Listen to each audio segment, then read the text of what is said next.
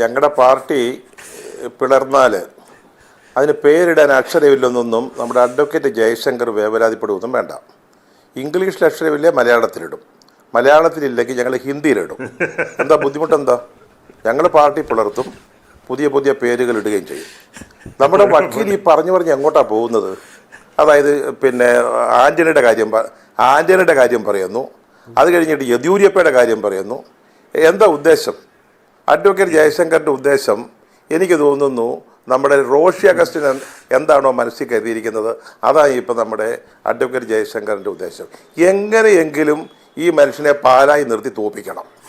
അതാണ് നമ്മുടെ അഡ്വക്കേറ്റ് ജയശങ്കർ പറഞ്ഞതിൻ്റെ ലക്ഷ്യം, ഉദ്ദേശം എന്നുള്ള കാര്യത്തിൽ എനിക്ക് യാതൊരു സംശയവും. എൻ്റെ പൊന്നു വക്കീലെ, നിങ്ങളിനിയും പ്രായോഗികം പറഞ്ഞാലും രാഷ്ട്രീയം പറഞ്ഞാലും നമ്മുടെ ജോസ് കെ മാണി സാറിൻ്റെ മകനാണെന്നൊക്കെ ഉള്ളത് ശരിയാ.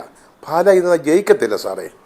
അതിനുവേണ്ടിയാണ് നമ്മുടെ റോഷി അഗസ്റ്റിൻ ഈ പെടാപ്പാടെല്ലാം ചെയ്തുകൊണ്ടിരിക്കുന്നത്. മൈക്ക് തട്ടിയെടുക്കുന്നതും അത് കഴിഞ്ഞിട്ട് ഓരോന്ന് പറയുന്നതും ജോസ് കെ മാണി പറയുന്നതിന് ബദലായിട്ട് വീണ്ടും വേറൊരിടത്ത് പറയുന്നതും ഒക്കെ അതിനുവേണ്ടിയുള്ളൊരു കാര്യമാണ്. ഇന്നത്തെ ഈ കേരള കോൺഗ്രസ് നേതാക്കളുടെ ഈ പത്രസമ്മേളനങ്ങളിലെ വർത്തമാനങ്ങൾ കേട്ട് കഴിഞ്ഞപ്പോൾ ഒരു സുഹൃത്ത് തന്നെ ഓർമ്മിപ്പിച്ച ഒരു സംഭാഷണം, അതായത് ഈ നമ്മുടെ ലൂസിഫർ എന്ന് പറയുന്ന സിനിമയിലെ ഒരു വളരെ പ്രസിദ്ധമായ ഒരു സംഭാഷണ ശകലം. അതിനകത്ത് സായികുമാറിൻ്റെ കഥാപാത്രം പറയുകയാണ് അദ്ദേഹത്തിൻ്റെ അച്ഛൻ അദ്ദേഹത്തിന് കൊടുത്തൊരു ഉപദേശത്തെക്കുറിച്ച്. അപ്പോൾ ഈ രാഷ്ട്രീയത്തിലെ എതിരാളികൾ അവരെ എങ്ങനെ കൈകാര്യം ചെയ്യണം അദ്ദേഹം പറയുന്നത് അദ്ദേഹത്തിൻ്റെ അനുഭവത്തിൽ നിന്നാണ്. ഇങ്ങനെ ഒരു തീവണ്ടിപ്പാളത്തിൻ്റെ സൈഡിൽ കൂടെ നമ്മുടെ സായികുമാറും അദ്ദേഹത്തിൻ്റെ സുഹൃത്തും കൂടെ മുന്നോട്ട് നടന്നുകൊണ്ടിരിക്കുക. അപ്പം ആ ഒരു സാഹചര്യത്തിൽ എന്താ ചെയ്യണമെന്ന് അച്ഛൻ പറഞ്ഞു കൊടുത്തിട്ടുണ്ട്. നല്ല കാറ്റുമൊക്കെ ഏറ്റ് നല്ല സന്തോഷമായിട്ട് ഇങ്ങനെ നടന്നു പോകുന്ന കൂട്ടത്തിൽ വണ്ടി ഇങ്ങനെ ചീറിപ്പാഞ്ഞ് വരിക, തീവണ്ടി. അപ്പോൾ ഒരു ചെറിയ കൈ കൊണ്ട് ചെറിയ തട്ട്, അപ്പം അയാളിങ്ങനെ പാളത്തിൽ പൊക്കോളും, തീവണ്ടി അയാളെയും കൊണ്ട് പൊക്കോളും.